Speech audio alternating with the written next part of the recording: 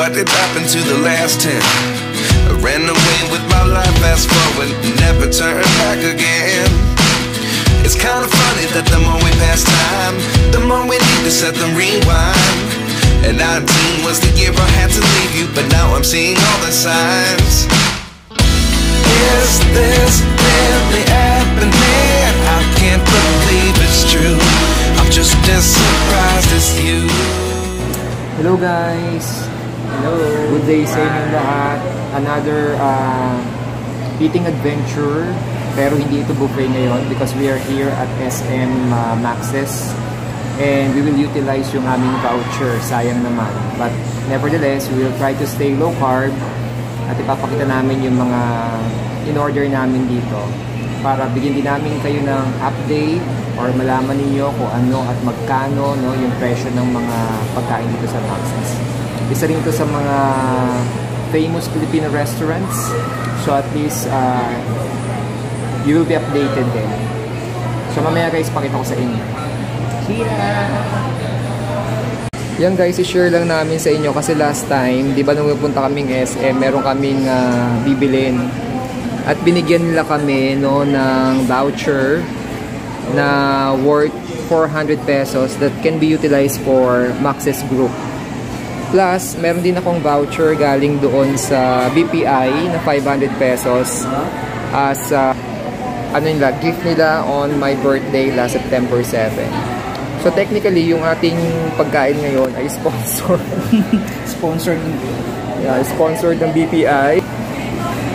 And sponsored din ng SM. Thank you sa inyong mga gift. So, yeah, we will try yung food dito. Kasi syempre sayang din naman, di ba? O yan, magagamit namin siya today. So guys, nauna yung aming in-order na dessert. Yung kanyang dessert pala. Dahil hindi naman ako kakain ng dessert, of course, no? Pero, yan, anong tawag dyan? Ice cream. It's ube creamy. Ube ice cream. Ube ice cream. Scramble. Nauna yung dessert. Nauna yung kanyang dessert. So, yan. O ano, syempre ang lasa niyan matamis, no? But of course, ako ayokong kumain ng matamis muna. High carb. Okay.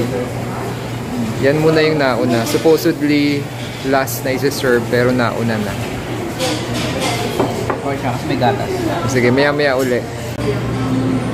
Yan guys, we're still waiting for our order. So pag nag-order kayo dito, of course, mga hindi immediate kasi hindi naman to fast food, no? So they'll give you around 10 to 15 minutes to wait for your order. So order kami ng spring chicken, ng lumpiang ubod, and order siya ng pansit.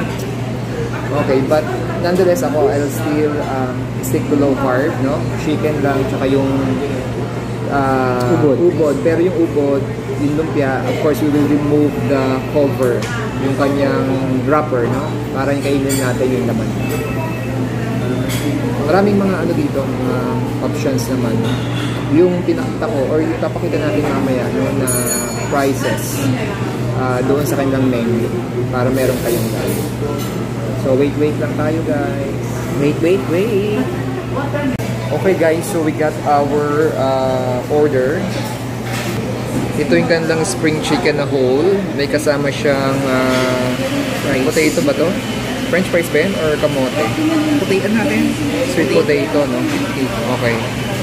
And then, this is your seafood pancit canton, no? Pero ako, siyempre, hindi ako kakain yan.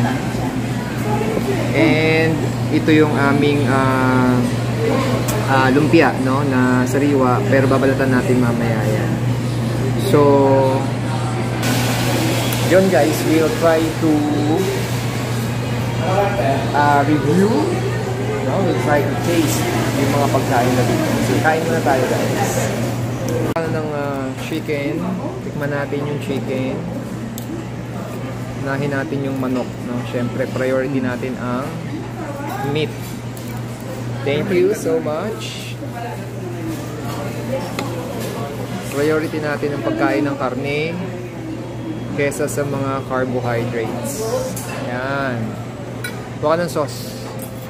Meron dyang hot sauce. Okay yan. Pasado sa low carb.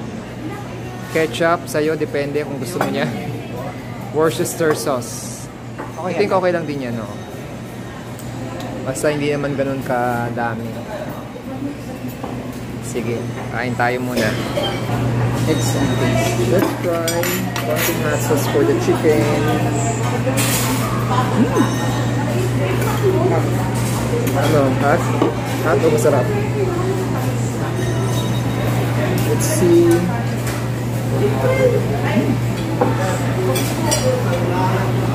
Magagal lang natin. Ay, ito, ano? Parang sweet potato yan. Ah, Okay lang naman yan sa konti lang. Hindi yan sobrang dami. ito.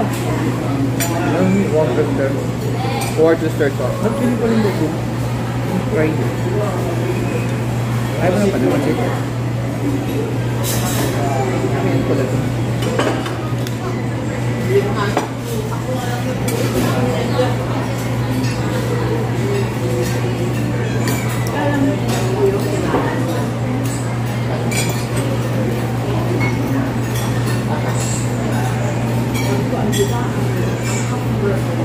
Deep fry ito.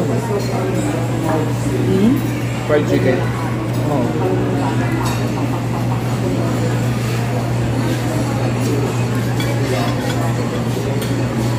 Okay naman siya. So far. Juicy. Hindi siya dry.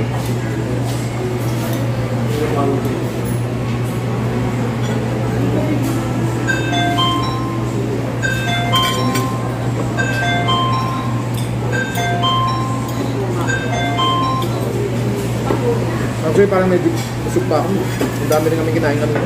Ano ba kinain na kayo? Merong liempo doon at saka ano, yung baong ko. Eh, bumili pa yung si Patrick, yung pakawdi ko na ano, liempo.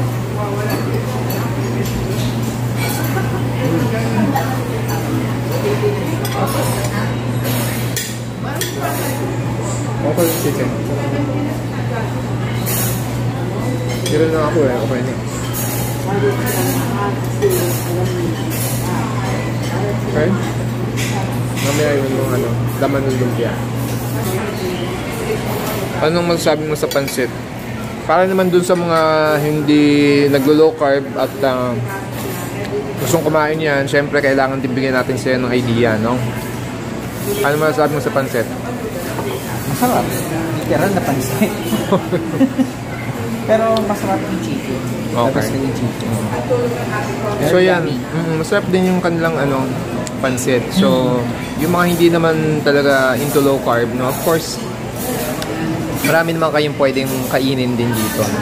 Even doon sa mga pinapakita namin vlogs, marami naman din, no? But, at least mabigyan namin kayo ng idea lang kung ano ba ang mga ano, pagkain. So guys, kakainin natin ngayon yung lumpiang sariwa. Turuan ko kayo kung paano kumain ito in a low carb way. Okay, so pagkakain kayo nito guys, again yung mga konting sugar dito, hindi naman yan magmamatter yung konting carbs dyan, no? Basta importante tanggalin nyo na lang itong cover.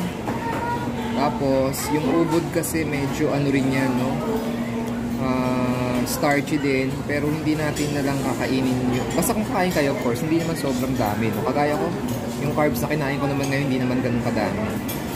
So, ito na lang, para at least mabawasan tayo, kasi ito, mas malaki ang carbs nitong kanilang cover. So, yan, tikman lang natin, lagyan natin ng konti. Pwede rin natin iulam dito sa chicken. Para makatikim, hindi naman laging dapat nadi-deprive tayo ng mga pagkain din. So, let's see. Dude.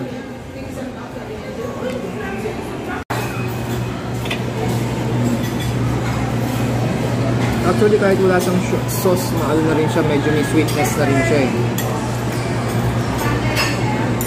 Kaya, okay niya, kahit wala na yung ano, yung sauce niya, hindi na kailangan. Tapos, kumay mo ng chicken. Nakapag-enjoy pa rin tayo ng low carb, no? Or tayo ay nasa labas. Paano lang tayo dyan? So yun guys, we are almost done eating. Pakita ko sa inyo yung mga natira. Ayan, of course, naubos na namin yung chicken, yung Shanghai, balot ng natira. And then, ganun din doon. Pero yung lumpia, mukhang di na kaya nung isa dito. Kaya baka pabalot na lang niya. Okay. It's time for us to rate. Ano man ang sabi mo dito sa Max's? Based sa mga in-order natin, lahat is masarap siya. So, 9/10. Ako, kasi hindi ko pa natitikman yung lumpiang ubod eh. Yung lumpia kahit walang sauce, medyo matamis siya. Pero okay lang din. Hindi naman ganun laki yung carbs na nakain ko this day. So, may allowance pa ako. Pwede pa rin siya. But the chicken is good. The chicken is good. Yeah, hindi siya yung dry. No? Although fried siya. Malasa naman siya. Kahit ang nilalagay ko lang hot sauce siya yung Worcestershire. Yeah. So if you want to try din ng Max's, of course may kare-kare, may crispy pata, no? Yung price nandun sa listahan, no? Pinakita ko kanina. And pansit, marami pang Filipino dish that you can enjoy. So tapusin namin yung vlog dito. And again, thank you for supporting this channel. I hope na mas madami pang ma-reach ito para marami pa rin kaming ma-notify, ma-inform, no, about the food, no, na restaurant na kinakainan namin. So please guys, don't forget to like, subscribe, and if you want to share this video, Share it guys. So yun lang guys, bye-bye. Thank you. Ito yung mga presyo nito.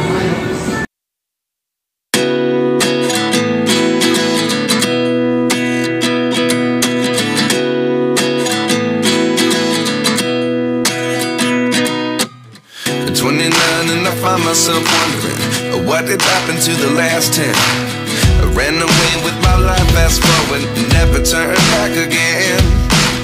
It's kind of funny that the So guys, ito yung siguro ngayon ipapakita rin namin yung mga bill, no, ng kinain namin para meron kayong idea. So dito, ito yung kanya naging total cost, no? 1,205. So yan yung mga gift check na replace namin, no? Okay, so yun lang guys. Thanks for watching.